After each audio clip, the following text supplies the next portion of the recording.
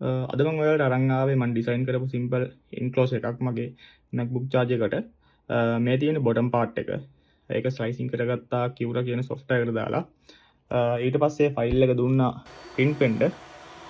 හරි guys ඉතින් print වෙන ගමන් ඊට පස්සේ මේකේ බොටම් පාර්ට් එක print කරගන්න ඕනේ. හරි ඉතින් ඒකත් දැන් print වෙන ගමන් charger එකෙන් normally ලොකු heat එකක් generate වෙනවා. ඒ නිසා මම ලොකු ventilation holes දාලා තියෙන්නේ. හරි අපි දැන් යමු මේ ඔක්කොම අමුණ ගන්න. හරි මේ තියෙන ඉතින් මගේ 140 watt MacBook charger එක. මේක මේ USA version එක හින්දා 2 pin එන්නේ.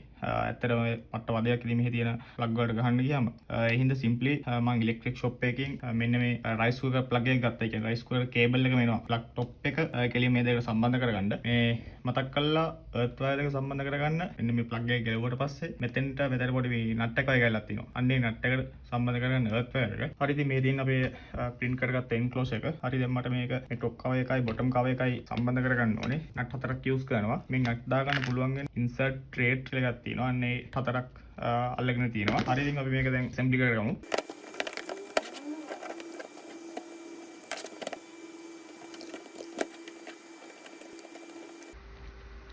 හරි ඉතින් ඇත්තටම මම මේ කිව්වොත් මේක පට්ට කලබලේ ඩිසයින් කරේ මේ ඒ හින්දා ඇත්තටම ගැප් එක අනවශ්‍ය ප්‍රමාණයට වඩා වැඩිපුර තියෙනවා. ඒ හින්දා මම මේ පොඩි ස්පොන්ජ් කැල් ටිකක් තියාගත්තා මේක අර හිට මෙහෙට තැලෙන එක වළක්වන්න.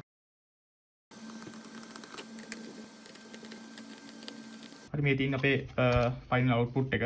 මෙතන power in එක තියෙනවා. ඉතින් power එක ඔයාලට සම්බන්ධ කරගන්න පුළුවන්. ඊට පස්සේ එතෙන්ට ඔයාලගේ MacBook charger එකේ cable එක ගහගන්න තියෙන්නේ. මේකත් මම ගහගන්නවා.